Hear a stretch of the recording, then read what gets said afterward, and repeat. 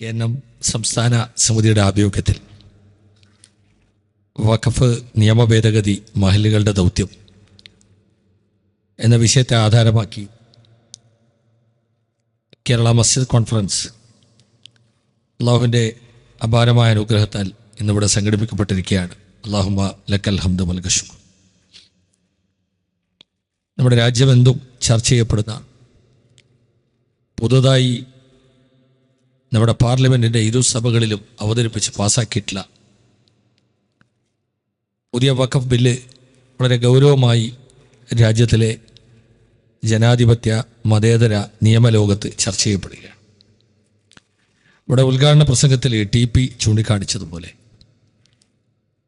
വഖഫ് എന്നുള്ളത് സർവ്വാധികാരവും അള്ളാഹുവിൽ നിക്ഷിപ്തമാക്കപ്പെട്ട സ്വത്തുക്കൾ എന്നുള്ള നിലക്ക് വളരെ ഗൗരവത്തോടെ, വളരെ ഫലപ്രദമായി, കാര്യക്ഷമമായി, വളരെ രചനാത്മകമായി അതിനെ സംവിധാനിക്കുകയും പരിപാലിക്കുകയും അതിൻ്റെ വികസന പ്രവർത്തനങ്ങളിൽ പങ്കാളികളും ആവേണ്ടുന്ന വഖഫ് ഭാരവാഹികളും മുതവല്ലിമാരുമാണ് ഈ ഒരു സംഗമത്തിലെ പങ്കാളികൾ എന്ന് ഞാൻ മനസ്സിലാക്കുക.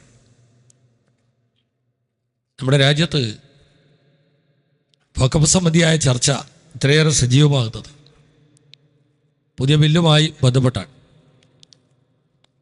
അതിൽ വളരെ പ്രധാനമായ ചില സംഗതികൾ നമ്മുടെ രാജ്യത്തിലെ വഖഫ് എന്ന് പറയുന്ന ഒരാശയത്തെ, ഒരു സംവിധാനത്തെ അത് ദുർബലമാക്കാൻ, ബലഹീനമാക്കാൻ, ക്ഷീണിപ്പിക്കാൻ സംഘികളുടെ മൂശയിൽ ജന്മമെടുത്ത ബില്ല് കഴിഞ്ഞ കൊല്ലം പാർലമെൻറ്റിൽ അവതരിപ്പിച്ച അന്ന് തൊട്ട് നമ്മുടെ ഈ കൊച്ചു സംസ്ഥാനത്തെ കേരളത്തിൽ വളരെ ഗൗരവമായി എല്ലാ മതസംഘടനകളും സാമൂഹ്യ പ്രസ്ഥാനങ്ങളും ഇത് സംബന്ധമായി ചർച്ചകളും സംവാദങ്ങളും ഡിബേറ്റുകളും ഡിസ്കഷനും ഒക്കെ നടത്തിക്കൊണ്ടിരിക്കുകയാണ്.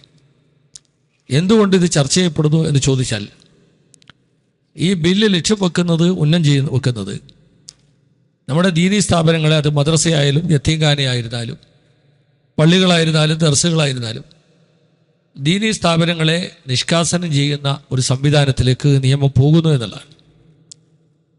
നമ്മൾ ആമുഖമായി മനസ്സിലാക്കേണ്ടത്, മൂന്നാം മോഡി ഗവൺമെൻറ് കൊണ്ടുവന്ന ബില്ല് എന്നുള്ളതിനപ്പുറത്ത് ഈ ബില്ലിൻ്റെ ഒരു ഫ്ലാഷ് ബാക്ക് കടന്നുപോയാൽ ഇത് യഥാർത്ഥത്തിൽ ജന്മം ലഭിക്കുന്നതിന് മുമ്പ് തന്നെ സംഘികളുടെ മൂശയിൽ, ഗർഭപാത്രത്തിൽ ഇത് ജന്മമെടുക്കുന്നത് രണ്ടാം മോഡി കാലത്താണ്.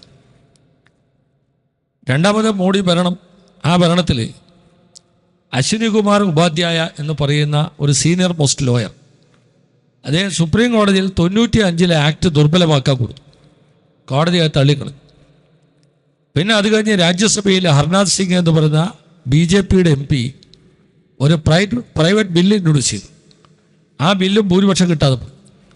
അപ്പോൾ സത്യത്തിൽ രണ്ടാമത്തെ മോഡി ഗവൺമെൻറ്റിൻ്റെ കാലത്ത് തന്നെ വഖഫുകളെ ദുർബലമാക്കുന്ന ഒരു ബില്ല് സംബന്ധിച്ച് RSSൻ്റെ ബുദ്ധി കേന്ദ്രങ്ങളിൽ ചർച്ചയുണ്ട്. ഒന്നാമത്തെ മോഡി ഭരണകാലത്ത് നിന്ന് തന്നെ സത്യത്തിൽ ഒരു ഹൈന്ദവ പശ്ചാത്തലമുണ്ടാക്കി രാജ്യത്ത് അധികാരത്തിൽ വന്നതാണ്. ഹർ ഹർ മോഡി, ഗർ ഗർ മോഡി എന്നാണ് ഒന്നാമത്തെ മോഡി ഭരണത്തിൻ്റെ തെരഞ്ഞെടുപ്പിൻ്റെ മുദ്രാവാക്യം. രണ്ടാമത്തത് കേദാർനാഥ് ഗുഹയിൽ ധ്യാനമിരുന്ന് ഒരു ഹൈന്ദവ പശ്ചാത്തലം ഉണ്ടാക്കിയാണ്.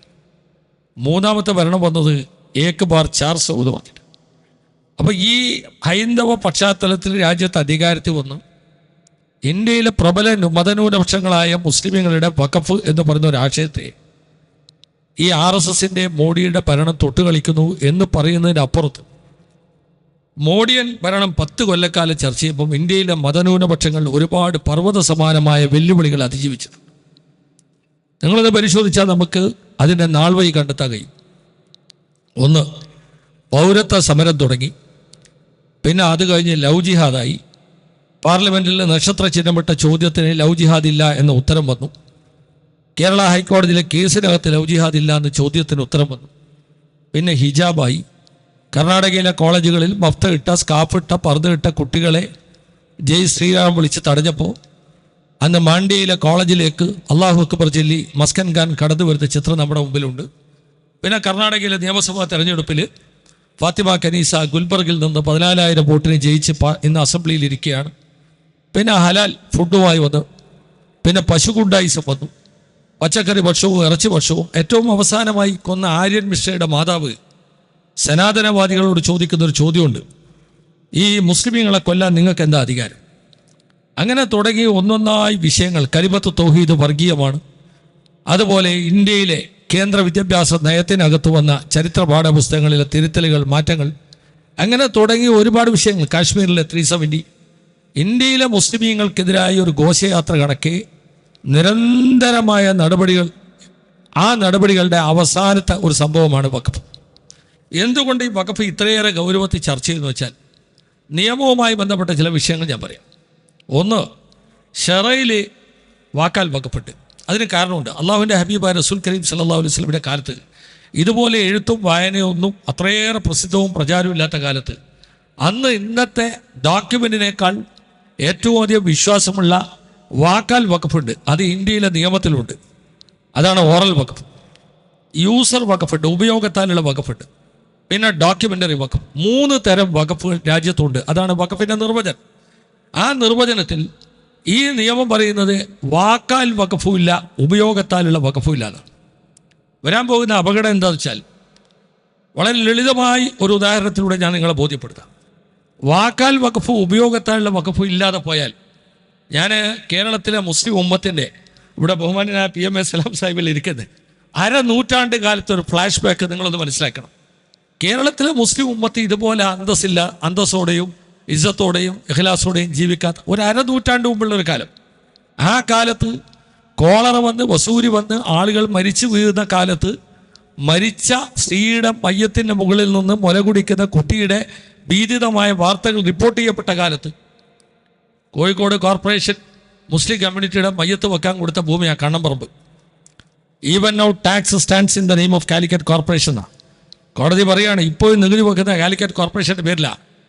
അപ്പോൾ അങ്ങനെ വന്നാൽ ഉപയോഗത്താലുള്ള വഖഫായി പരിഗണിക്കുമ്പോൾ ചോദ്യം നമ്പർ 1, കണ്ണമ്പറമ്പ് ശ്മശാനത്തിൽ ഒരുപാട് നേതാക്കന്മാർ, മന്ത്രിമാർ, സാമൂഹ്യ പ്രവർത്തകന്മാർ, സാംസ്കാരിക നായകന്മാർ, സ്വാതന്ത്ര്യ സമര സേനാനികൾ, ഒരുപാട് ആളുകൾ റബ്ബിൻ്റെ റഹ്മത്തിലേക്ക് യാത്രയായി മയ്യത്തായി അവിടെ കിടക്കുന്നുണ്ട്. അപ്പോൾ ഉപയോഗത്താലുള്ള വഖഫല്ലാതായാൽ ചോദ്യം നമ്പർ 1 അതാണ്. വാക്കാൽ വഖഫല്ലാതായി വന്നാൽ അപ്പോൾ അപകടകരമായി ഇന്ത്യയിലെ മുസ്ലിം കമ്മ്യൂണിറ്റിയുടെ ഒരുപാട് വഖഫുകളുടെ മേലെ ഒരു ചോദ്യചിഹ്നമായി ഇതൊക്കെ തന്നെ വഖഫായി പരിഗണിക്കാൻ പറ്റുമോ എന്നുള്ളത് ഒന്നാമത്തെ ക്വസ്റ്റ്യനാണ്. രണ്ടാമത്തെ രജിസ്ട്രേഷനാണ്. ഇപ്പോൾ നിങ്ങൾക്കറിയാം രജിസ്ട്രേഷൻ എങ്ങനെയാണ്.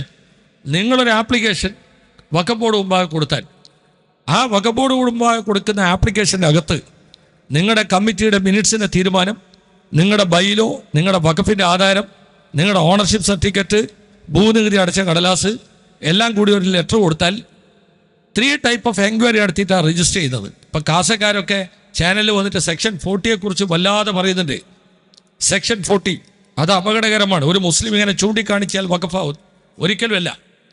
ആ ആപ്ലിക്കേഷൻ കൊടുത്താൽ 3 ടൈപ്പ് ഓഫ് എൻക്വയറിയാണ്. 1, ഒരു പത്രത്തിൽ പരസ്യം വരും, ഇന്ന ജില്ലയിൽ, ഇന്ന താലൂക്കിൽ, ഇന്ന അംശം, ഇന്ന ദേശം, ഇന്ന സർവേ, ഇന്ന റീസർവേ, ഇന്ന സബ് ഡിവിഷനിൽ, ഇന്ന പള്ളി കമ്മിറ്റി അല്ലെങ്കിൽ മഹല്ല് കമ്മിറ്റി രജിസ്ട്രേഷൻ ആപ്ലിക്കേഷൻ തന്നിട്ടുണ്ട്. ആർക്കെങ്കിലും ആക്ഷേപമുണ്ടോ? സമുദായ സംഘടനകൾ അമീബ പെറ്റുപെരുകുന്നത് പോലെ ഈ കൊച്ചു കേരളത്തിലടക്കം എത്രയാ തർക്കങ്ങൾ. ഒരു സംഘടന രജിസ്ട്രേഷൻ വരുമ്പോൾ വേറെ സംഘടന ആക്ഷേപം വരും. അപ്പോൾ ആപ്ലിക്കേഷൻ്റെ എൻക്വയറിയുടെ ഒരു ഘട്ടം. 2ാം ഘട്ടം ലോക്കൽ എൻക്വയറി നടത്തും. ആ ബന്ധപ്പെട്ട ഓഫീസ്, ഇപ്പോൾ നമുക്കറിയാം കാസർഗോഡ് തൊട്ട് തിരുവനന്തപുരം വരെ വഖഫ് ബോർഡിന് 9 ഓഫീസുണ്ട്. ആ ഓഫീസിലെ ഫീൽഡ് ഓഫീസർമാർ പോയി ലോക്കൽ എൻക്വയറി നടത്തി ആ ആപ്ലിക്കേഷൻ തന്ന സംഘടന തന്നെയാണോ അത് നടത്തുന്നത് എന്ന് ബോധ്യപ്പെട്ടാൽ അതാണ് ബോർഡ് മുമ്പാകെ വരുന്നത്. നമ്പർ 3 എന്ന് പറയുന്നത്, ആരെങ്കിലും ആക്ഷേപം ഉന്നയിച്ചാൽ, ആരെങ്കിലും ഒബ്ജക്ഷൻ ഫയൽ ചെയ്താൽ ആ ഒബ്ജക്ടറെ കൂടി കേട്ട് ആരതാണ് യഥാർത്ഥ ജെന്യുവൻ ക്ലെയിം ആരതാണ് അവർക്ക് ആ രജിസ്ട്രേഷൻ കൊടുക്കുന്നത്. കാസക്കാർ പറയുന്നത് സെക്ഷൻ 40 നിങ്ങളിങ്ങനെ ചൂണ്ടിക്കാണിച്ച വഖഫാവുന്ന. ഇപ്പോൾ രജിസ്ട്രേഷനിൽ വന്ന ഭേദഗതി എന്താ വെച്ചാൽ, ഇനി കലക്ടർ തീരുമാനിക്കട്ടെ. ഇപ്പോൾ പല ആളുകളും കഴിഞ്ഞ കുറേ ദിവസമായി വന്നിട്ട് പറയുകയാണ്, നിങ്ങളിങ്ങനെ 10-30 കൊല്ലക്കാലം ക്ലാസ് എടുത്തപ്പോൾ നമ്മൾ രജിസ്റ്റർ ചെയ്തില്ല. കാരണം എന്താ വെച്ചാൽ 7% വഖഫ് ബോർഡ് കൊടുക്കണമല്ലോ എന്ന് പേടിച്ചിട്ടാണ് രജിസ്റ്റർ ചെയ്യാൻ. ഇനി എന്താ ചെയ്യുക? ഇനി കലക്ടറാണ്. ഈ ബില്ല് പാസ്സായി കഴിഞ്ഞു. പാർലമെൻറ്റ് 2 സഭകളിൽ പാസ്സായി. കോടതി മറിച്ചൊരു തീരുമാനം വരുന്നതുവരെ ഈ ബില്ലാണ്. നാളെ ഇപ്പോൾ ഒരു അജണ്ട കണ്ടു ഞാൻ വരുന്ന വഴിക്ക്. എന്താ വെച്ചാൽ നമ്മുടെ ഓഫീസ് 9 ഓഫീസിന് ഇനി പ്രവർത്തനം ഉണ്ടാവില്ല, രജിസ്ട്രേഷൻ ഇല്ല, ഓഡിറ്റ് ഇല്ല, ഒരു കാര്യമില്ല, കംപ്ലീറ്റ് നിശ്ചലമാവാൻ പോവുകയാണ്. അപ്പോൾ ഈ രജിസ്ട്രേഷൻ എന്ന് പറയുന്നത്, ശ്രദ്ധിച്ച് കേട്ടാൽ, രജിസ്ട്രേഷൻ എന്ന് പറയുന്നത് ഇനി കലക്ടറാണ് തീരുമാനിക്കേണ്ടത്. അതാണ് സുപ്രീം കോടതി ചോദിച്ചൊരു ചോദ്യം. ഒരു വഖഫും സർക്കാർ നിയമവും തമ്മിലൊരു സംഘർഷം വന്നാൽ ആ സംഘർഷം തീരുമാനിക്കേണ്ടത് സർക്കാരിൻ്റെ ഭാഗമായ കളക്ടറാണോ? ആരാണ് കളക്ടർ? സിവിൽ സർവീസിൻ്റെ ഡിക്ഷണറി പറഞ്ഞത് is A busiest civil servant എന്നാണ് ഒരു കളക്ടറെ കുറിച്ച് പറഞ്ഞു. റവന്യൂ ഹെഡാണ്. അദ്ദേഹത്തിന് ഒരുപാട് വിഷയങ്ങൾ തീരുമാനിക്കാനുണ്ട്. ആ തീരുമാനിക്കുന്നതിൻ്റെ കൂട്ടത്തിൽ ഇതുകൂടി അദ്ദേഹത്തിൻ്റെ മുമ്പിലേക്ക് വന്നാൽ ഇനി കളക്ടർമാരൊരു സംഗതി ഞാൻ പറയാം. ഇപ്പോൾ നമ്മളെ കേരളത്തിലൊക്കെ നമ്മുടെ രാഷ്ട്രീയ പശ്ചാത്തലം നമുക്ക് വലിയ പ്രയാസം ഉണ്ടാവില്ല. പക്ഷേ നോർത്ത് ഇന്ത്യയിൽ ബുൾഡോസർ രാജിന് ഉത്തരവിട്ട മുഴുവൻ കളക്ടർമാരാണ്. അവസാനം സുപ്രീം കോടതി തടയിട്ടു, അങ്ങനെ പൊളിച്ചു പോവല്ല. പ്രതിയായ ഒരാളുടെ വീട് പൊളിക്കാൻ നിങ്ങൾക്ക് എന്ത് അധികാരം? ഇന്നലെ അധികാരം ഏറ്റെടുത്ത സുപ്രീം കോടതി ജഡ്ജി ഗവായിയുടെ ലാസ്റ്റ് റൂളിംഗ് അതാണ്. ഒരാൾ പ്രതിയായാൽ അയാളെ വീട് നിങ്ങൾക്ക് പൊളിക്കാൻ പറ്റുമോ? ഇനി അയാൾ ശിക്ഷിക്കപ്പെട്ടാൽ അയാളെ വീട് നിങ്ങൾക്ക് പൊളിക്കാൻ പറ്റുമോ? അപ്പോൾ നിങ്ങൾ മനസ്സിലാക്കേണ്ടത് അങ്ങനെ ഒപ്പിടുന്ന കളക്ടർമാരാണ് നമ്മുടെ രാജ്യത്തേറെ ഉള്ളത്. അതിന് ഏറ്റവും ബെസ്റ്റ് ഒരു ഉദാഹരണം ബാബരി ഇഷ്യൂ കത്തിക്കാളുമ്പോൾ കോടതിയിൽ അതിൻ്റെ ഡൈവേർഷൻ പോയിന്റ് എവിടെയാണ്? കേരള സംസ്ഥാനത്തിലെ പത്തനംതിട്ട ജില്ലക്കാരനായ അന്നത്തെ അയോധ്യയിലെ sub divisional magistrate K Nair, അദ്ദേഹമാണ് ആ മീറാബിൻ്റെ കൂടെ ഒരു വിഗ്രഹം ഉണ്ടായിരുന്നു എന്ന് ആദ്യത്തെ റിപ്പോർട്ട് കൊടുക്കുന്നത്. മാത്രമല്ല ഇപ്പോൾ വിശ്വ ഹിന്ദു പരിഷത്തിൻ്റെ ഒരു പുസ്തകം കണ്ടു കെ നായരെ കുറിച്ച്, അറിയപ്പെടാത്ത പോരാളി. അദ്ദേഹം ജീവിതത്തിൽ ചെയ്ത പോരാട്ടം ഒരു പള്ളി അമ്പലാക്കി കൊടുത്തത്. അപ്പോൾ നിങ്ങൾ മനസ്സിലാക്കേണ്ടത് രജിസ്ട്രേഷൻ എന്ന് പറയുന്നത് കലക്ടറിലേക്ക് പോവുക എന്ന് പറയുന്നത് ഒരു പ്രശ്നം തന്നെയാണ്. ഇനി മൂന്നാമത്തത്, ഇനി രജിസ്ട്രേഷന് സുപ്രീം കോടതി ചോദിക്കുന്ന ഒരു ചോദ്യമുണ്ട്.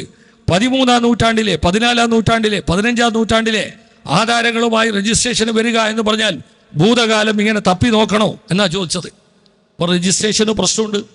ഇപ്പോൾ പല ആളുകളും വന്ന് പറയാം 1 ഏക്കർ 44 സെൻറ്റ് പള്ളിക്കുണ്ട്, 88 ആധാരമുള്ളൂ, ബാക്കി 40. ആ 40 പ്രശ്നം തന്നെയാണ്. ആധാരം ഇല്ലെങ്കിൽ ഒരു കളക്ടർ രജിസ്റ്റർ ചെയ്ത് തരില്ല. പിന്നെ മൂന്നാമത്തെ പോയിന്റ്, മുസ്ലിമീങ്ങൾക്ക് വഖഫ് ചെയ്യാം. പക്ഷേ ഇതിനകത്ത് പറഞ്ഞിരിക്കുന്ന പ്രാക്ടിക്കൽ മുസ്ലിം എന്ന് പറഞ്ഞാൽ അല്ലെങ്കിൽ തന്നെ നമ്മുടെ നാട്ടിൽ ഇപ്പോൾ കുറേ മുസ്ലിം ഉണ്ട്. ബാഡ് മുസ്ലിം, ഗുഡ് മുസ്ലിം, എക്സ് മുസ്ലിം, ഒരുപാട് മുസ്ലിം വന്ന് അതിൻ്റെ കൂടെ പ്രാക്ടിക്കൽ മുസ്ലിം. ഈ പ്രാക്ടിക്കൽ എന്ന് ആരാ തീരുമാനിക്കുക? സാധാരണ ഒരു നിയമം രാജ്യത്ത് പാർലമെൻറ്റ് പാസ്സാക്കിയാൽ ആ നിയമത്തെ മദർ ലോ എന്ന് പറയും, മാതൃനിയമം. ഓരോ സംസ്ഥാനവും അതിൻ്റെ ചട്ടം ഉണ്ടാക്കും. ഇപ്പോൾ ചട്ടം ഉണ്ടാക്കുന്നതും ഈ നിയമത്തിൽ പറഞ്ഞത് പാർലമെൻറ്റ് തന്നെ, കേന്ദ്ര ഗവൺമെൻറ്റാണ്. അപ്പോൾ ഇന്നലെ എന്നോട് ഒരാൾ ചോദ്യം ചോദിച്ചു, എനിക്ക് അതിന് ഉത്തരം പറയാം. ഞാൻ പറഞ്ഞത് ഞാൻ മുസ്ലിമാണ്, എൻ്റെ വാപ്പ മുസ്ലിമാണ്, എൻ്റെ ഉമ്മ മുസ്ലിമാണ്, എൻ്റെ കുട്ടികൾ മുസ്ലിമാണ്, ഞാൻ നിക്കാഹ് ചെയ്തത് ഇസ്ലാമിക ആചാരം അനുസരിച്ചാണ്, പക്ഷേ ഞാൻ നമസ്കരിക്കില്ല, ഞാൻ പ്രാക്ടിക്കൽ മുസ്ലിം ആവുമ്പോൾ. വമ്പിച്ച ക്വസ്റ്റ്യനാണ്. അപ്പോൾ പ്രാക്ടിക്കൽ മുസ്ലിം ആരാ തീരുമാനിക്കേണ്ടത്? അപ്പോൾ പ്രാക്ടിക്കൽ മുസ്ലിമായി 5 കൊല്ലം ഉള്ള ആളുകൾക്ക് മാത്രമേ ഇനി വഖഫ് ചെയ്യാൻ പറ്റൂ. അപ്പോൾ ഇവിടെ ക്വസ്റ്റ്യൻ എന്താ വെച്ചാൽ, എന്തിനാണ് ഈ നിയമം കൊണ്ടുവന്നത്? ഈ സെക്ഷൻ എന്തിനാണ് ഇൻസേർട്ട് ചെയ്തതെന്ന് പറഞ്ഞാൽ, ഈ ജാതീയമായ ഉച്ചനീചത്വങ്ങളുടെ പേരിൽ ഉത്തരേന്ത്യയിൽ തമിഴ്നാട്ടിലൊക്കെ ചില ഗ്രാമീണ മേഖലകളിൽ ആളുകൾ ഷഹാത്ത് കലിമയിൽ ഇസ്ലാമിലേക്ക് വന്നാൽ ഒരു 5 നേരം അള്ളാഹുവിന് സുജൂദ് ചെയ്യാൻ തൻ്റെ കൊച്ചു കൂര ഒരു 3 സെൻറ്റ് വഖഫ് ചെയ്യാൻ ഈ നിയമം കൊണ്ട് പറ്റൂല. 5 കൊല്ലം മുസ്ലിം ആവണം. 5 കൊല്ലം മുസ്ലിം ആവുക എന്ന് പറയുന്നത് ആളുകൾക്ക് വഖഫായ സ്ഥലത്ത് വെച്ച് നമസ്കരിക്കുന്നതിന് പ്രയാസം ഉണ്ടാക്കുകയാണ്. ഇനി നാലാമത്തെ ഒരു കാര്യം, നോൺ മുസ്ലിമിന് വഖഫ് ചെയ്യാൻ പറ്റുമോ? ഇപ്പോൾ സെക്ഷൻ 106 പറയുന്നത് any person professing other than ഇസ്ലാം.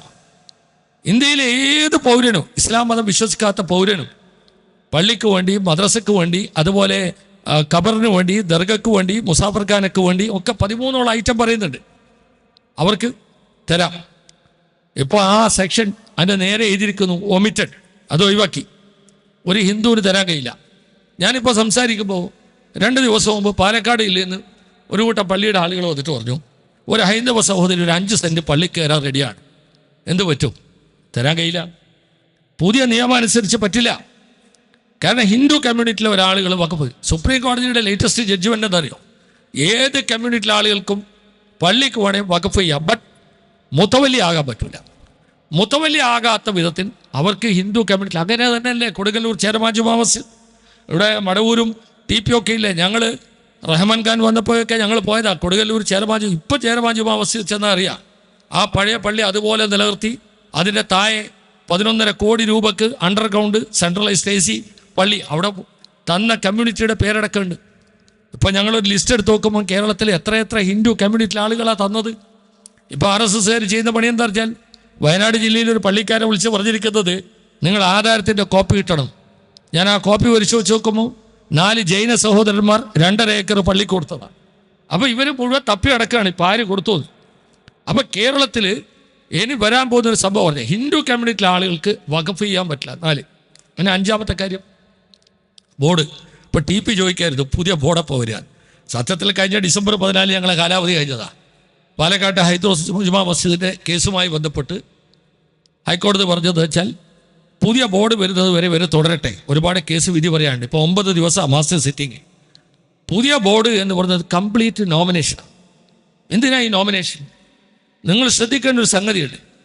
ഇതിനകത്ത് ഇന്ത്യൻ പാർലമെൻറ്റിൽ കഴിഞ്ഞ കൊല്ലം ഇത് അവതരിപ്പിച്ചപ്പോൾ KC വേണുഗോപാലിനെ പോലെ NK പ്രേമചന്ദ്രനെ പോലുള്ള ആളുകൾ ചോദിച്ച ചോദ്യമുണ്ട്, എന്തിനാണ് നോൺ മുസ്ലിമിനെ ഇൻക്ലൂഡ് ചെയ്ത്? വളരെ പ്രധാനപ്പെട്ട ഒരു സംഗതിയാണ്. ഇന്ത്യയിൽ 10-16 സ്റ്റേറ്റ് സംഘ് പരിവാറുകൾ ഭരിക്കുകയാണ് വളരെ കൃത്യമായ അളവിൽ. ഇതിനകത്ത് 2 നോൺ മുസ്ലിം മാത്രമല്ല, മുസ്ലിം ആവേണ്ട 6ഓളം സ്ഥലങ്ങളിൽ മുസ്ലിം എന്ന് എടുത്തു കളഞ്ഞു. മാക്സിമം 8 പേര് വരെ വരും. നിങ്ങൾ ഓർമ്മിക്കുന്നുണ്ടാകും, ഇവിടെ കേരളത്തിലെ വഖഫിൻ്റെ നിയമനം PSCക്ക് വിട്ടപ്പോൾ ഞങ്ങൾ ഡിസെൻറ്റ് നോട്ട് എഴുതി, നിയമസഭ പാസ്സാക്കി. ബഹുമാനപ്പെട്ട സാദിഖ് അലി ശിഹാബ് തങ്ങൾ, സലാം സാഹിബൊക്കെ ഉണ്ട്. ഇവർ വലിയ സമരമുഖത്ത് വന്നു. സമുദായ സംഘടനകൾ മുഴുവൻ സമരമുഖത്ത് വന്നു. ആ സമരമുഖത്ത് വന്നപ്പോൾ ഞാൻ ഇപ്പോൾ ഓർമ്മിക്കുന്നു, മാധ്യമത്തിലും സുപ്രഭാതത്തിലും ചന്ദ്രയിലും ഞാൻ എഴുതിയ ലേഖനത്തിൽ 3 കാര്യം പറഞ്ഞിരുന്നു. അതിൽ ഒന്നിപ്പോൾ സംഭവിച്ചു. ഒന്നാമത്തത് അപ്പോയിൻമെൻറ്റ് അതോറിറ്റി വഖഫ് ബോർഡാണ്. 2 ഇന്ത്യയിലെ രാഷ്ട്രീയ സാഹചര്യം സംഘികൾക്ക് അനുകൂലമാണ്. കേരളത്തിൽ ഇത് മോഡലാക്കി എടുത്താൽ PSCക്ക് വഖഫിൻ്റെ നിയമനം വിട്ടാൽ ഇന്ത്യയിലെ 16 സ്റ്റേറ്റിലും ഇതു സംബന്ധിയായ ഒരു ആലോചന RSS ബുദ്ധി കേന്ദ്രങ്ങളിൽ ജനിക്കാൻ സാധ്യതയുണ്ട്. 2 മൂന്നാമത്തെ സംഗതി എന്ന് പറഞ്ഞാൽ നമുക്കറിയാം, Nettoor P Damodaran commission report തുടങ്ങി അവസാനമായി സാവങ്കുടി സാഹിബിൻ്റെയും KB രവീന്ദ്രനാഥിൻ്റെയും കമ്മീഷൻ വരെ 26,400 ബാക്ക്ലോഗ് ഉണ്ട് എന്ന് കണ്ടെത്തിയ കേരളത്തിൽ വഖഫിൻ്റെ നിയമനം ഓപ്പൺ പൂളിൽ നിന്ന് ഇങ്ങനെ പോയി കഴിഞ്ഞാൽ മിനിമം 12-ൽ 1 നമ്മളെ കയ്യിൽ പുറത്തു. ഇത് കൃത്യമായി പറഞ്ഞപ്പോഴാണ് അവസാനം കേരള നിയമസഭയിൽ അത് പിൻവലിച്ച ബില്ല്. ഇപ്പോൾ സംഭവിക്കാൻ പോകുന്നത് ഈ ബോർഡും അങ്ങനെ തന്നെയാണ്. നിങ്ങൾ ശ്രദ്ധിച്ചാൽ നോർത്ത് ഇന്ത്യയിൽ BJP ഒരുക്കുന്ന ഒരു സ്റ്റേറ്റിൽ അവർക്ക് മുസ്ലിം MLA ഇല്ല, അവർക്ക് മുസ്ലിം MP ഇല്ല, അവരുടെ കൂടെ പള്ളി ഭാരവാഹികൾ ഉണ്ടാവില്ല. അപ്പോൾ 8 പേരെ നോമിനേഷനിലേക്ക് വരും. ഇന്ത്യ മഹാരാജ്യത്ത് നിങ്ങൾ ശ്രദ്ധിച്ചു നോക്ക്, 15% മുസ്ലിമീങ്ങൾ താമസിക്കുന്ന ഇന്ത്യയിൽ ഒരു MP ഇല്ലാത്ത, ഒരു മന്ത്രി ഇല്ലാത്ത, മുസ്ലിം കമ്മ്യൂണിറ്റിക്ക് ഒരു ബർത്ത് ഇല്ലാത്ത നാണംകെട്ട ഗവൺമെൻറ്റാണ് രാജ്യം ഭരിച്ചുകൊണ്ടിരിക്കുന്നത്. അപ്പോൾ സ്വാഭാവികമായി ഇന്ത്യയിലെ മിക്ക സംസ്ഥാനങ്ങളിൽ 8 അംഗങ്ങൾ ബോർഡിലേക്ക് നോൺ മുസ്ലിം കമ്മ്യൂണിറ്റിയിൽ നിന്ന് വരും. അതിനുവേണ്ടിയാണ് ഇത് കംപ്ലീറ്റ് നോമിനേഷനിലേക്ക് പോകുന്നത്. തെരഞ്ഞെടുപ്പ് എന്ന് വന്നാൽ, മുസ്ലിം കമ്മ്യൂണിറ്റി എന്ന് വന്നാൽ മുസ്ലിം MP-യോ മുസ്ലിം MLA-യോ മുത്തവല്ലിയോ കോട്ടയിൽ നിന്ന് BJP ജയിക്കില്ല. അതാണ് ഈ ബോർഡിൻ്റെ കോൺസ്റ്റിറ്റ്യൂഷനിൽ വരാൻ പോകുന്ന പ്രധാന കാര്യം. ഇനി 6ാമത്തെ കാര്യം, CEO ചീഫ് എക്സിക്യൂട്ടീവ് ഓഫീസർ.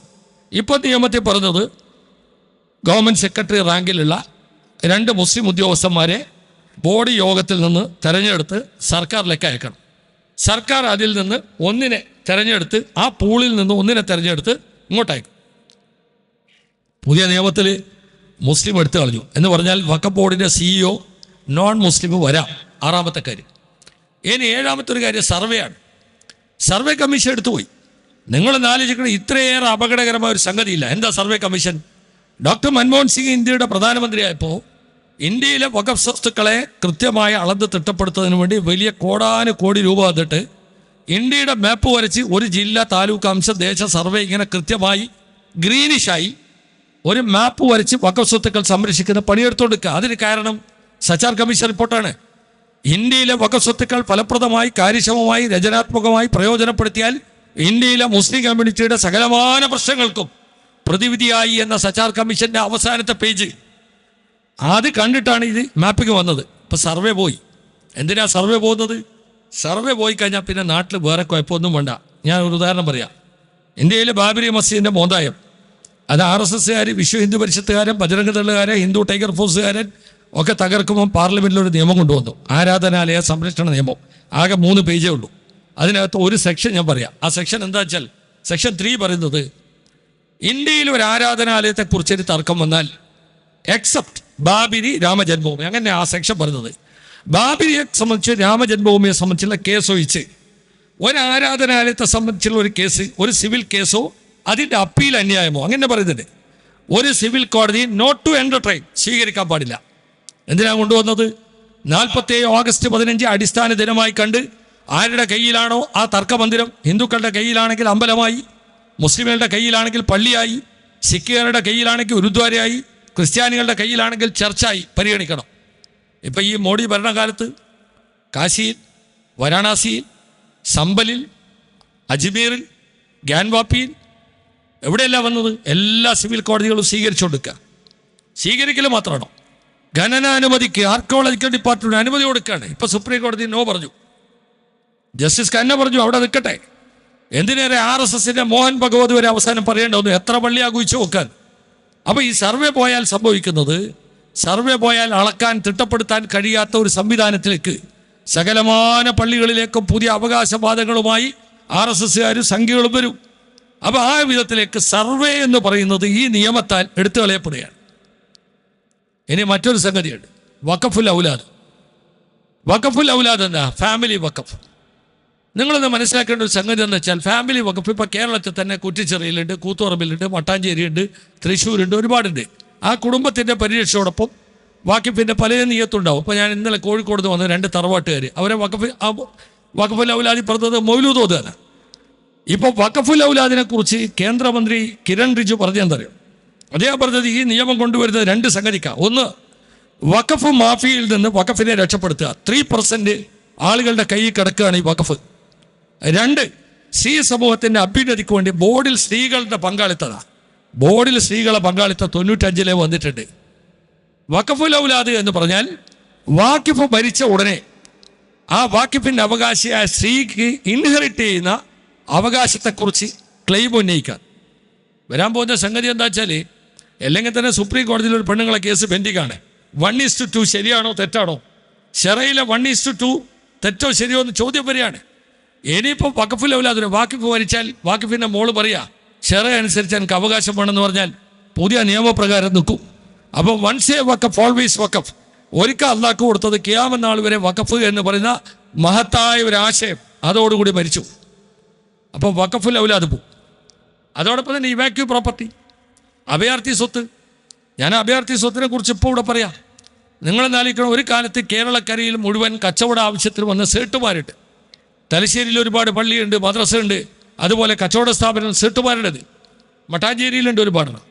അവരൊക്കെ തന്നെ അള്ളാഹുവിൻ്റെ വജഹിനെ കരുതി, പരലോക മോശത്തെ കരുതി, ആത്മശാന്തിക്ക് വേണ്ടി.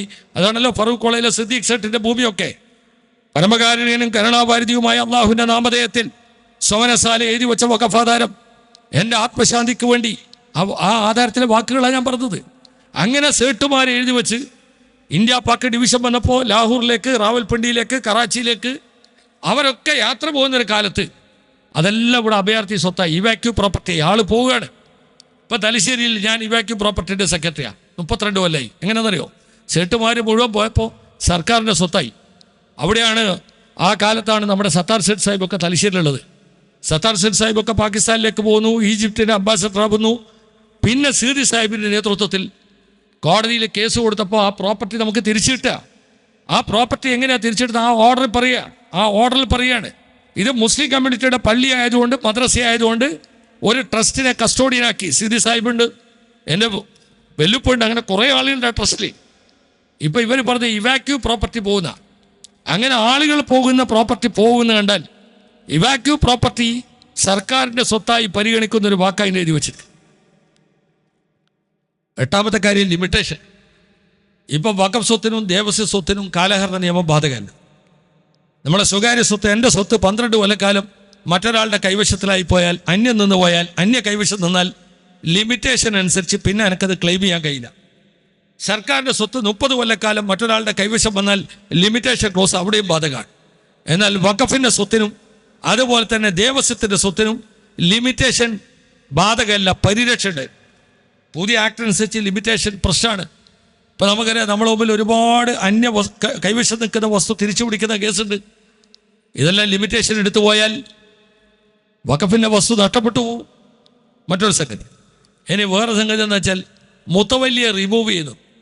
ഇപ്പം മുത്തവല്ലിയെ റിമൂവ് ചെയ്ത് എങ്ങനെയാണെന്ന് വെച്ചാൽ, മുത്തവല്ലിയെ റിമൂവ് ചെയ്യാൻ വകുപ്പുണ്ട്. ആ വകുപ്പ് എന്താ? ഒന്ന്, മാനസികമായി വിഭ്രാന്തിയിൽപ്പെട്ടാൽ, രാജ്യം പാപ്പറായി പ്രഖ്യാപിച്ചാൽ, ഒരു ക്രിമിനൽ കേസിൽ കുറ്റവാളിയായെന്ന് കണ്ടാൽ വഖഫ് ബോർഡ് നൽകുന്ന നിർദ്ദേശങ്ങൾ അപ്പാടെ നിരാകരിക്കുന്ന ഒരു സമീപനം സ്വീകരിച്ചാൽ നമുക്ക് മുതവല്ലിയെ റിമൂവ് ചെയ്യാനുള്ള അധികാരമുണ്ട്. എന്നാൽ ഇപ്പോൾ പുതുതായി ചേർത്തത് UAPA സംഘടനയിൽ അംഗമായ നോർത്ത് ഇന്ത്യയിലെല്ലാം വളരെ എളുപ്പമാണ് ഒരു മുതവല്ലിയെ നീക്കം ചെയ്യാൻ. നിങ്ങൾ മനസ്സിലാക്കേണ്ട ഒരു നിയമത്തിൽ വരുന്ന മാറ്റം. ഇപ്പം കഴിഞ്ഞ ഒരു 5 വർഷം മുമ്പ് ഞങ്ങൾക്ക് വഖഫ് ബോർഡ് മെമ്പർമാരെ ഡിസ്ക്വാളിഫിക്കേഷൻ ഇതൊക്കെ തന്നെയാണ്. മാനസികമായി വിഭ്രാന്തിയാവുക, രാജ്യം പാപ്പറായി പ്രഖ്യാപിക്കുക, ക്രിമിനൽ കേസിൽ ശിക്ഷിക്കപ്പെടുക, ഇതൊക്കെ ഉള്ളൂ. കഴിഞ്ഞ ഇടതുപക്ഷ ഗവൺമെൻറ് മായനാജിനെ എന്നെയും ഡിസ്ക്വാളിഫൈ ചെയ്യാൻ വേണ്ടി ഒന്ന് എഴുതി ചേർത്തു. 3-ലധികം തവണ മത്സരിക്കാൻ പാടില്ല. അവസാനം കേരള ഹൈക്കോടതി ജസ്റ്റിസ് ഹരിപ്രസാദ് പറഞ്ഞത് ഒരു നിയമത്തെ ബൈപ്പാസ് ചെയ്യാൻ, ഓവർടേക്ക് ചെയ്യാൻ, സൂപ്പർസീഡ് ചെയ്യാൻ ആർക്കും പറ്റൂല. പക്ഷേ ഇതെല്ലാം മനസ്സിലാക്കിക്കൊണ്ട് ഇപ്പോൾ ഇതിനകത്ത് ചേർത്തിരിക്കുന്നത് മുതവല്ലിയെ നീക്കം ചെയ്യാൻ UAPA കേസിൽ ശിക്ഷിക്കുക എന്നുള്ളത് UAPA പ്രകാരമുള്ള ഒരു സംഘടന അംഗമാവുക, നീക്കം ചെയ്യാതെ. അപ്പോൾ ഈ നിയമം എന്ന് പറയുന്നത് നിർവചനം തൊട്ട് എക്സിക്യൂഷൻ തൊട്ട് ബോർഡ് തൊട്ട് CEO തൊട്ട് അങ്ങനെ തുടങ്ങി വന്ന് ഇനി മറ്റൊരു സംഗതി കൂടിയുണ്ട്. ആ സംഗതി എന്താ വെച്ചാൽ നിങ്ങൾ ഇനി ആർക്കാ കണക്ക് കൊടുക്കേണ്ടതാണ്. പലപ്പോഴും ഞങ്ങൾ ക്ലാസ് എടുക്കാൻ പോയ ആളുകൾ പല കണക്കിനെ കുറിച്ച് ചോദിക്കും. ഏതിനൊക്കെയാ 7% സംഭാവന വെച്ച് ബാക്കി എല്ലാ സംഗതിക്കും നമ്മൾ കണക്ക് കൊടുക്കണം. 7% വീതം കൊടുക്കണം. അത് വരിസയ്ക്കാകാം, കാർഷിക കാലാനുഭവം, വാടകയാവാം, ഭണ്ഡാരമാവാം, കല്യാണത്തിൻ്റെ ഫീസാവാം, ഖബറിൻ്റെ ഫീസാവാം, പലതും.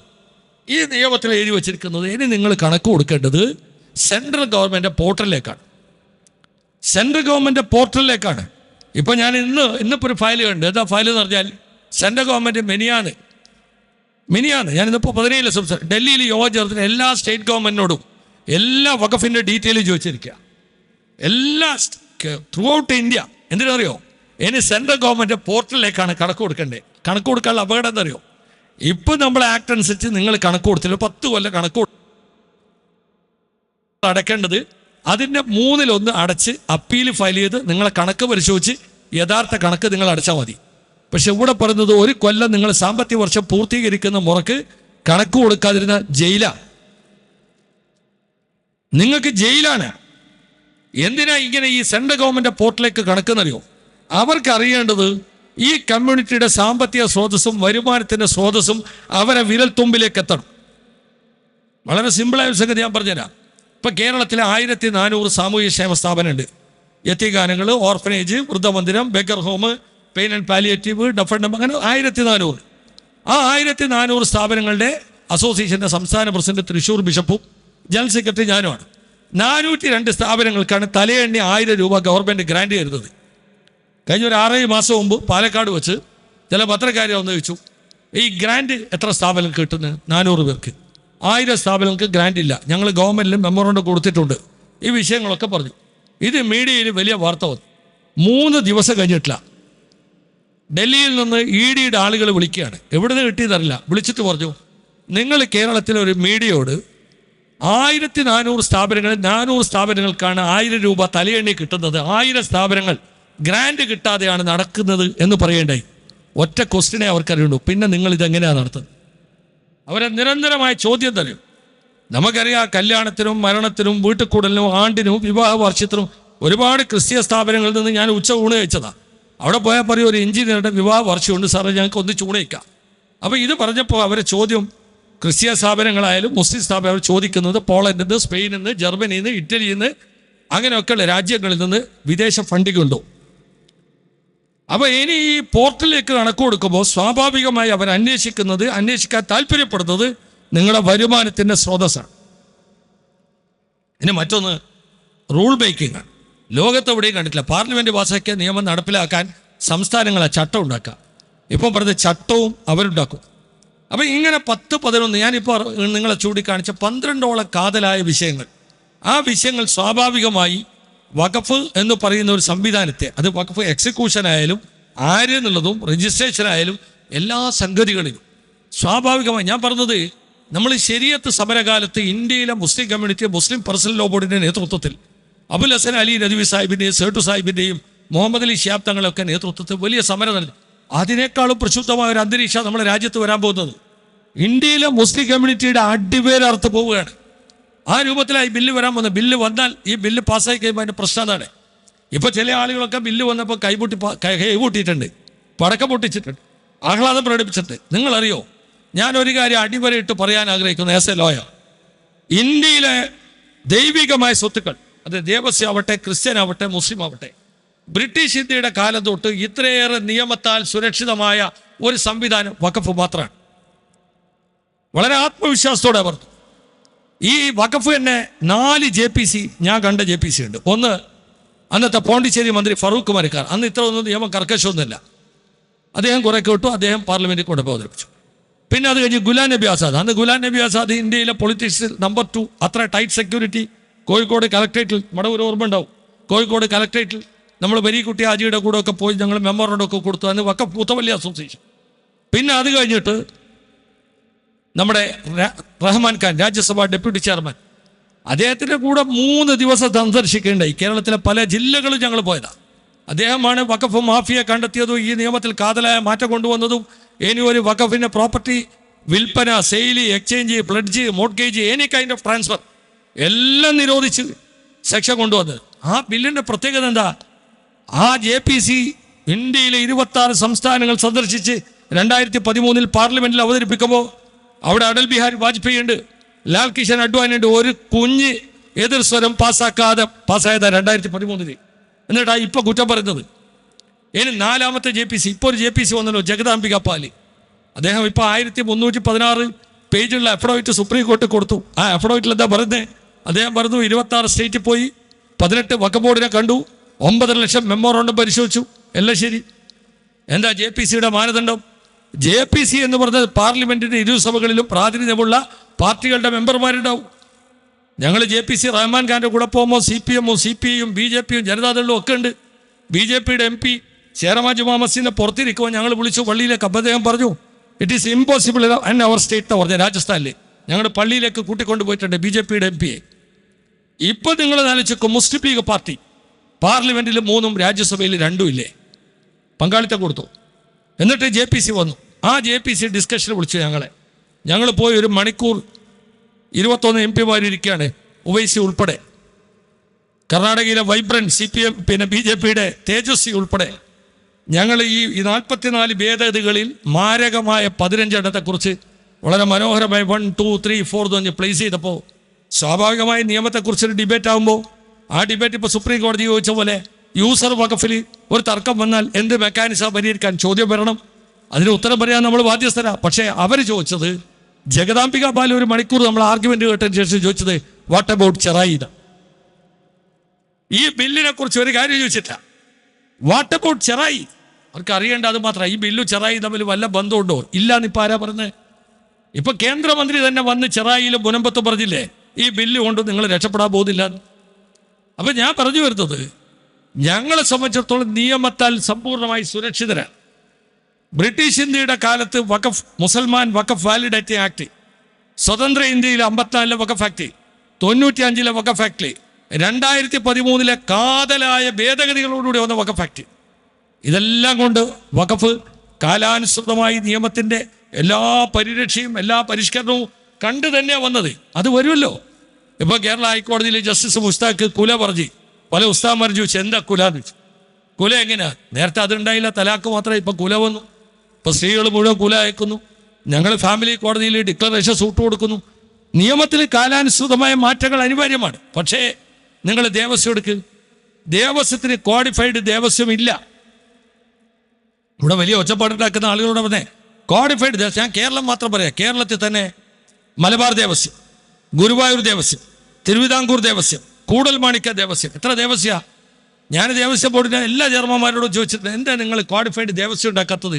അപ്പോൾ അവർ പറഞ്ഞത് പണ്ട് PR കുറുപ്പ്, P രാമുണ്ണിക്കുറുപ്പ് കേരളത്തിൻ്റെ ദേവസ്വം മന്ത്രിയായപ്പോൾ ഒരു ഏകീകൃത ദേവസ്വം കൊണ്ടുവരാൻ പോയപ്പോൾ രാജിവെച്ചപ്പോൾ അന്ന് മുതൽ ഇതിനെ ശകുനി എന്നാണ് പറയുന്നത്. ഇതുവരെ ദേവസ്വം നിയമമില്ല. ദേവസ്വം നിയമം അവർ Hindu religious charitable endowment act കൊണ്ടു നടക്കുകയാണ്. ഇനി Christian community, VR Krishna Iyer Kerala government കൊടുത്ത റിപ്പോർട്ട് പറഞ്ഞു ക്രിസ്തീയ സ്വത്തുക്കൾ സംരക്ഷിക്കാൻ ചർച്ച് ആക്ട് വേണം. ഇപ്പോൾ പിണറായി ഗവൺമെൻറ്റിന് ജസ്റ്റിസ് KT തോമസ് കൊടുത്ത റിപ്പോർട്ടിൽ പറഞ്ഞു ക്രിസ്തീയ സ്വത്തുക്കൾ സംരക്ഷിക്കാൻ കേന്ദ്രീകൃതമായ ഒരു ക്രിസ്ത്യൻ ചർച്ച് ആക്ട് വേണം. മദ്രാസ് ഹൈക്കോടതി 4 മാസം മുമ്പ് റിപ്പോർട്ടർ റൂളിംഗ് പറഞ്ഞു ക്രിസ്തീയ സ്വത്തുക്കളുടെ സംരക്ഷണത്തിന് ചർച്ച് ആക്ട് വേണം. എന്താ വരാത്തതെന്നറിയോ? അവർ വരൂല. വരാത്തതിന് ഒരു ഏറ്റവും അവസാനത്തെ തെളിവ് അങ്കമാലി രൂപതയിൽ ഭൂമി ഇടപാടുമായി സംബന്ധിച്ച് കേസുണ്ടായി. ആ കേസിനകത്ത് അങ്കമാലിയിലെ ബിഷപ്പ് ആ ബിഷപ്പുമായി സംബന്ധിച്ച് അൽമായ സഭ കേസ് കൊടുത്തു. സുപ്രീം കോടതി വരെ ബിഷപ്പ് ആർഗ്യ ചെയ്ത പോയിന്റ് എന്താ അറിയോ? ഞങ്ങൾ കാനോൺ നിയമത്തിന് വിധേയമാണ്, ഞങ്ങൾക്ക് ഇന്ത്യയിലെ നിയമം ബാധകമല്ല. സുപ്രീം കോടതി പറഞ്ഞ് അത് പള്ളി പറഞ്ഞാൽ മതി, കോടതി പോയിട്ട് ജാമ്യം എടുത്തോന്നാണ് പറഞ്ഞത്. അപ്പോഴാണ് കഴിഞ്ഞ ആഴ്ച മരിച്ചുപോയ ഫ്രാൻസിസ് മാർപ്പാപ്പ അങ്കമാലി ബിഷപ്പിനെ നീക്കം ചെയ്തു. അപ്പോൾ ഇന്ത്യയിലെ വഖഫ് എന്ന് പറഞ്ഞത് കൃത്യമായി നിയമത്താൽ നിലനിന്ന് പോയ ഒരു സംവിധാനത്തെയാണ് ദുർബലമാക്കാനും ബലഹീനമാക്കാനും ക്ഷീണിപ്പിക്കാനും ഈ നിയമത്തിലൂടെ അവർ വരുന്നത്. ഇവിടെ നമ്മൾ വളരെ മനസ്സിലാക്കേണ്ട സംഗതി, വഖഫ് നിയമം എന്ന് പറയുന്നത് രാജ്യത്തിൻ്റെ പാർലമെൻറ്റ് പാസാക്കി അതിൽ കാതലായി കാലോചിതമായി ഓരോ നിയമങ്ങൾ ഓരോ ഘട്ടത്തിൽ കൊണ്ടുവന്ന് അതിനൊക്കെ സംരക്ഷിക്കും. ഇനിയിപ്പോൾ കോടതിയുടെ മുമ്പിലാണ്. കോടതിയെ സംബന്ധിച്ച് കോടതി ഏതാ എന്ന് പറയാമെന്നറിയില്ല. പക്ഷെ ഒരു കാര്യം നമ്മൾ രാജ്യത്ത് കുറേ സംഗതികൾ കാണാനുണ്ട്. ബാബരി ഇഷ്യൂ വന്നപ്പോൾ ബാബരി പള്ളിയുടെ പ്രാരംഭ വിധിയുടെ ഘട്ടത്തിലൊക്കെ ചർച്ചയിലൊക്കെ ബാബരി പള്ളി സംബന്ധിച്ച് പറഞ്ഞ കാര്യമല്ല വിധി വന്നപ്പോൾ. ഞാനിവിടെ സംഖ്യകളെക്കുറിച്ച് പറഞ്ഞത് നിയമത്തിൽ പോലും നമ്മളിപ്പോൾ നമ്മുടെ രാജ്യത്ത് നടക്കുന്ന സംഭവങ്ങൾ ഇപ്പോൾ ഞാൻ ചോദിക്കട്ടെ, മുത്തലാഖ് ക്രിമിനൽ കുറ്റമായി സോമോട്ടോ കേസെടുത്താര കോടതിയാണ്. ഇന്ത്യയിൽ ജാതിയും ഉപജാതിയും മതങ്ങളുമായി വിവിധ സംസ്കാരങ്ങൾ ഒരു ക്ലോറോഫോം എഫക്റ്റ് പോലെ ഇന്ത്യയിലൂടെ കടന്നുപോയി എന്ന് ഇന്ത്യയുടെ ഹിസ്റ്ററി നമ്മളോട് പറയുന്നു. പക്ഷേ ഇന്ത്യയിലെ മുസ്ലിം കമ്മ്യൂണിറ്റിയുടെ സിവിൽ നിയമം മുത്തലാഖ് 1+1+1 ട്രിപ്പിൾ തലാഖ് അത് ക്രിമിനൽ കുറ്റമായി സ്വമതയാ കേസെടുക്കാൻ മുൻകൈ എടുത്തത് കോടതിയാണ്. അപ്പം കോടതിയുടെ മുമ്പിൽ കിടക്കുക. കോടതി എന്ത് പറയുന്നു നമുക്ക് പറയാൻ കഴിയില്ല. കാരണം എന്താ അറിയോ, ഓരോ ദിവസവും ചോദിക്കുന്ന ചോദ്യങ്ങൾ. ഇപ്പോൾ കോടതിയിൽ കപിൽ സിബൽ അടക്കം ആർഗ്യ ചെയ്ത സമയത്ത് ഒന്ന് ചോദിച്ചത് 13-ാം നൂറ്റാണ്ടിലെ 14-ാം നൂറ്റാണ്ടിലെ 15-ാം നൂറ്റാണ്ടിലെ വഖഫിന് ഭൂതകാലത്ത് അപ്പണോ എന്ന് തുഷാർ മേത്തയോട് ചോദിച്ച അതേ കോടതി കപിൽ സിബലോട് ചോദിക്കുന്നത് യൂസർ വഖഫിനെ കുറിച്ച് തർക്കം വന്നാൽ അത് പരിഹരിക്കാൻ മെക്കാനിസം എന്താണ്? ക്വസ്റ്റ്യനാണ്. രണ്ടാമത്തെ ചോദ്യം, നിങ്ങൾ നോൺ മുസ്ലിമിനെ ഇൻക്ലൂഡ് ചെയ്യുന്നതിന് നിങ്ങൾ എന്തിനാ എതിർക്കുന്ന? എക്സ് ഓഫീഷോ നോൺ മുസ്ലിം വന്നാൽ എന്താ? അപ്പോൾ കോടതിയുടെ മുമ്പിൽ പരിഗണന കിടക്കുക. ഈ ബില്ല് പാസ്സായി വന്നാൽ രാജ്യത്തുണ്ടാകുന്ന അപകടം എന്ന് പറഞ്ഞത് വളരെ കുഴപ്പത്തിലേക്ക്, ഒരു കലാപത്തിലേക്ക് എന്ന് പറഞ്ഞാൽ നഗരാന്തരം നിങ്ങൾ നോക്കിക്കോ, ഓരോ സ്ഥലത്തും ഇതു സംബന്ധിയായ തർക്കങ്ങൾ ഉയർന്നു വരിക. സ്വാഭാവികമായി രാജ്യത്തെ നിയമലോകത്ത് പോലും പരിഹരിക്കാൻ കഴിയാത്ത വിധം പ്രശ്നങ്ങളുടെ ഒരു ഘോഷയാത്ര പെരുമയുണ്ടാവും. അതുകൊണ്ട് നമ്മൾ ഇതിനകത്ത് എന്താണെന്ന് വെച്ചാൽ, ഇപ്പോൾ എന്നെ ചുമതലപ്പെടുത്തി ബില്ല് പറയാമെന്ന് മാത്രമാണ്. ഞാനൊരു കാര്യം പറയാം, ഇപ്പോൾ ഇവിടെ ഇതിനൊക്കെ ഒരു സൊല്യൂഷൻ, നമ്മളൊരു ജനാധിപത്യ മതേതര രാജ്യം 75 കൊല്ലം പിന്നിട്ട് നമ്മൾ നിൽക്കുകയാണ്. നമ്മുടെ ലോക്കൽ ഗാർഡിയൻ ഇന്ത്യൻ കോൺസ്റ്റിറ്റ്യൂഷൻ മാത്രമാണ്, നമ്മുടെ ഭരണഘടന അതുമാത്രമാണ്. പക്ഷേ പാർലമെൻറ്റിനകത്ത് എന്തിനാ നിങ്ങൾ എപ്പോൾ ഈ അംബേദ്കർ എന്ന് പറഞ്ഞാൽ എന്തിനാ ഫാഷൻ ആക്കുന്നത് എന്ന് ചോദിക്കുന്നത് രാജ്യത്തിൻ്റെ ആഭ്യന്തരമന്ത്രിയാണ്. എന്തിനേറെ കോടതി മിനിയാന്ന് ചോദിക്കല്ലേ? എന്താ ചോദ്യം? രാഹുൽ ഗാന്ധിയോടാണ് പറയുന്നത്, ഇനി നിങ്ങൾ സവർക്കറെ കുറ്റം പറയാൻ പാടില്ല. ഇനി ഒരു കാര്യം കൂടി ഞാൻ പറയാം, വളരെ കൃത്യമായി പറയാം. ഈ കൊച്ചു കേരളം, ഈ കേരളത്തിൻ്റെ മണ്ണിൽ പോലും ഇത്തരം ഫാസിസ്റ്റ് ശക്തികളുടെ കൈകളിൽ നിന്ന് സുഭദ്രമാണ് എന്നൊന്നും ഞാൻ പറയില്ല. എന്തുകൊണ്ടറിയോ? 2-3 കാര്യം പറയാം. നേമത്തും തൃശ്ശൂരിലുമൊക്കെ താമര ചിഹ്നത്തിൽ ബട്ടണമർത്തിയ ഒരു മണ്ണായി കേരളം. അവസാനിപ്പിക്കുന്നില്ല, ഞാൻ ഒന്നുകൂടി പറയാം. നോർത്ത് ഇന്ത്യയുടെ ചില സ്വഭാവങ്ങളൊക്കെ കേരളത്തിൻ്റെ മണ്ണിലേക്ക് വന്നു. പാലക്കാട് നഗരസഭ മിനിയാന്ന് പാസാക്കിയ പ്രമേയം പാലക്കാട്ട് ജിന്ന സ്ട്രീറ്റിൻ്റെ പേര് മാറ്റണം. ഇത് നോർത്ത് ഇന്ത്യയിൽ മാത്രം കേട്ട സൂക്കേടുകളായിരുന്നു. അത് മെല്ലെ മെല്ലെ പയ്യെ ഈ കൊച്ചു കേരളത്തിലേക്കും കാലെടുത്ത് വരികയാണ്. പിന്നെ പ്രക്ഷോഭങ്ങളിലൂടെ നിങ്ങൾക്കറിയാലോ, കർഷക സമരം പഞ്ചാബിലെ, ഡൽഹിയിലെ, ഹരിയാനയിലെ ഹൈവേയിൽ കർഷകന്മാർ എഴുതിയിട്ട് ഹർ ഹർ മഹാദേവ അല്ലാഹു അക്ബർ എന്ന് മുദ്രാവാക്യം വിളിച്ചപ്പോൾ പാർലമെൻറ്റിൽ നിയമം പിൻവലിച്ചിട്ടുണ്ട്.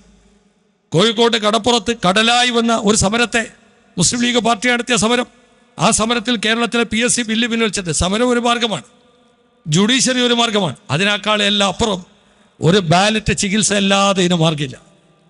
ഒരു ബാലറ്റ് ചികിത്സ അല്ലാതെ മാർഗമില്ല. എന്തുകൊണ്ടെന്നറിയോ? വളരെ കൃത്യമായി പറയാം, പ്രതീക്ഷയോടെ മോട്ടിവേറ്റ് ചെയ്ത് ഞാൻ പറയാം. ഞാൻ നിങ്ങളെ നിരാശപ്പെടുത്തരുത്, മോട്ടിവേറ്റ് ചെയ്തിട്ട് പറയാം. രാജ്യത്ത് പ്രതീക്ഷയുണ്ട്. ആ പ്രതീക്ഷ എന്നറിയോ? ഏക് ബാർ 400 എന്ന് പറഞ്ഞ് ഈ തെരഞ്ഞെടുപ്പിൽ 3ാമത്തെ മോഡി വരവ് നിങ്ങളൊന്ന് ആലോചിച്ച് വയ്ക്കാൻ മതി. അയോധ്യയിൽ ബാബരി പള്ളി തകർന്ന അയോധ്യയിൽ താമര തോറ്റുപോയി. മോഡി നടത്തിയ പൊളിറ്റിക്കൽ സർവേയിൽ മോഡിയുടെ സെക്കൻഡ് ഷുവർ സീറ്റ് എന്ന് പറഞ്ഞ തമിഴ്നാട്ടിലെ രാമനാഥപുരം, ആ രാമനാഥപുരത്ത് മുസ്ലിം ലീഗിന്റെ നവാസ് ഖനി 1,66,000 വോട്ടിനാണ് ജയിച്ചത്. 3ാമത്തത് മോഡിയുടെ വാരണാസി 5.5 ലക്ഷം വോട്ട് ജയിച്ച മോഡി ഇത്തവണ ജയിച്ച 2.5 ലക്ഷം വോട്ടിനാ. പ്രതീക്ഷ ആ ബാലറ്റ് ചികിത്സക്ക് മാത്രമേ ഉള്ളൂ. അതിലൂടെ മാത്രമേ ഇതിൽ നിന്ന് ഇന്ത്യയിലെ മുസ്ലിം കമ്മ്യൂണിറ്റിക്ക് രക്ഷപ്പെടാനുള്ള വഴിയാണ് ഞാൻ പറഞ്ഞത്. അത് മാത്രമേ ഉള്ളൂ. കാരണം ഇവിടെ ഈ രാജ്യത്ത് ഒന്നൊന്നായി നിയമങ്ങൾ കൊണ്ടുവന്ന് ഈ രാജ്യത്തെ മുസ്ലിം കമ്മ്യൂണിറ്റിയുടെ അവകാശങ്ങളെ ഇപ്പോൾ ഏറ്റവും അവസാനം ഞാൻ അവസാനിപ്പിക്കുന്നത്, നിങ്ങൾ നാലിച്ചൊക്കെ ഓരോ വിഷയം. ഇപ്പോൾ കാശ്മീർ വന്നു, കാശ്മീരിലെ എല്ലാ മതസംഘടനകളും ഒന്നൊന്നായി പറഞ്ഞില്ലേ ഭീകരവാദം അപലപനീയമാണ്. ഇന്നലെ ചെന്നൈയിൽ ചേർന്ന മുസ്ലിം ലീഗിന്റെ കൗൺസിലിന്റെ പ്രമേയം, ജമ്മു കാശ്മീരിലെ അസംബ്ലിയിൽ ഉമർ അബ്ദുള്ള അവതരിപ്പിച്ച പ്രമേയം എല്ലാവരും പറഞ്ഞു. എന്നിട്ടും എന്താ നടക്കുന്നത്? നിങ്ങൾ നാലിച്ചൊക്കെ ആദിൽ ഹുസൈൻ, ഭീകരന്മാരുടെ കയ്യിൽ നിന്ന് തോക്കേന്തി മരിച്ച ആദിൽ ഹുസൈൻ, എടപ്പള്ളിയിലെ രാമേന്ദ്രന്റെ മകൾ ആരതി, അവൾ പറഞ്ഞില്ലേ മുസാഫിറും സമീറും എൻ്റെ പിതാവിൻ്റെ ഡെഡ് ബോഡി മോർച്ചറിയിൽ കിടക്കുമ്പം സഹോദരന്മാരെ പോലെയാ പെരുമാറിയത്. എന്തിനേറെ ശൗര്യചക്രം വാങ്ങിയ കാശ്മീരിലെ പട്ടാളക്കാരൻ മുദസ്സിറിന്റെ അമ്മ ഷമീമ നാട് വിട്ടു പോകാനാണ് പറഞ്ഞത്. അപ്പോൾ നമ്മുടെ രാജ്യത്ത് ഏത് സംഭവവികാസം ഉണ്ടായിരുന്നു? ഏറ്റവും അവസാനമായി ഓപ്പറേഷൻ സിന്ദൂറിന് നേതൃത്വം നൽകിയ സോഫിയ ഖുറൈഷി, ഉപ്പ പട്ടാളക്കാരൻ, ഭർത്താവ് പട്ടാളക്കാരൻ, സോഫിയ ഖുറൈഷിയെ കുറിച്ച് അവസാനം മന്ത്രി പറഞ്ഞ വാക്കു നമ്മുടെ മുമ്പിലുണ്ട്. നമ്മുടെ കമ്മ്യൂണിറ്റിയെ നിലനിർത്തുന്നത് അപകടകരമായ ഒരു മുൾമുനയിലാണ്. അതുകൊണ്ട് പ്രിയമുള്ളവർ, എനിക്ക് സൂചിപ്പിക്കാനുള്ളത്, ഈ വഖഫ് എന്ന് പറയുന്നത് ഇന്ത്യയിലെ മതന്യൂനപക്ഷങ്ങളുടെ ആധികാരികമായ വഖഫ് എന്ന് പറയുന്ന ഒരു സംവിധാനത്തെ ദുർബലപ്പെടുത്താനുള്ള, ബലഹീനമാക്കാനുള്ള ഒരു സമയമാണ്. അതിൻ്റെ പണിയാണ് നടന്നുകൊടുക്കുക. ഏതായാലും ഈ മഹാമാരിക്കൊന്നും കീഴടങ്ങാനായിട്ടില്ല. പ്രതീക്ഷയോടെ ഇപ്പോൾ ഇർഫാൻ ഹബീബ് ഇന്നലെ ഏറ്റവും ആർട്ടിക്കിൾ എഴുതിയുണ്ട്, ചരിത്രത്തിന് മുമ്പിൽ കീഴടങ്ങുക മാത്രമേ വഴിയുള്ളൂ. അങ്ങനെ കീഴടങ്ങാനൊന്നും ആയിട്ടില്ല. ഫാസിസ്റ്റ് മഹാമാരിക്ക് കീഴടങ്ങി കൊടുക്കലൊന്നുമല്ല. കൊളോണിയൽ യുഗത്തിൽ നിന്ന് ഫാസിസ്റ്റ് യുഗത്തിലേക്കുള്ളൊരു യാത്രയാണ്. അതാണ് ഗാന്ധിയുടെ പേരക്കുട്ടി തുഷാർ ഗാന്ധി പറഞ്ഞത്, in new India the Muslims R heroes ആണ്. കഴിഞ്ഞ 10 കൊല്ലമായി നമ്മൾ പോരാട്ടത്തിലാണ്. Inclusion exclusion 2 തിയറിയാണ്. നമ്മളെ ഉൾക്കൊള്ളണമോ നമ്മളെ പുറത്താക്കണം. ആ ഉൾക്കൊണ്ടുകൊണ്ട് രാജ്യത്തൊരു വലിയ പോരാട്ടം. ആ പോരാട്ടത്തിന് മുമ്പിലാണ് ഇന്ത്യയിലെ, കേരളത്തിലെ മതസംഘടനകൾ, ഉലമാക്കൾ, ഉമറാക്കൾ. അള്ളാഹു നമ്മുടെ ഈ ദൗത്യം, എനിക്ക് തോന്നുന്നു ഈ സെമിനാറിന് തന്നെ ഒരു പേരിട്ടത് എന്നെ ദൗത്യം എന്നാണ് തോന്നുന്നു. അതെ, മഹല്ലുകളുടെ ദൗത്യം. ഈ ദൗത്യം അള്ളാഹു സുബ്ഹാനഹു വ തആല സാലിഹായ അമലായി സ്വീകരിക്കുമാറാകട്ടെ എന്ന് പ്രാർത്ഥിച്ചുകൊണ്ട്, വളരെ അന്തസ്സോടെ, ഇസ്സത്തോടെ, ഇഖ്ലാസോടെ ഈ കമ്മ്യൂണിറ്റിക്ക് ജനാധിപത്യ മതേതര ഭാരതത്തിൽ ജീവിക്കാനുള്ള അർഹതയുണ്ട്. അള്ളാഹു അതിന് തൗഫീഖ് നൽകുമാറാകട്ടെ എന്ന് ദുആ ചെയ്തുകൊണ്ട് ഞാൻ നിർത്തുന്നു. അസ്സലാമു അലൈക്കും വറഹ്മത്തുള്ളാഹി വബറകാതുഹു.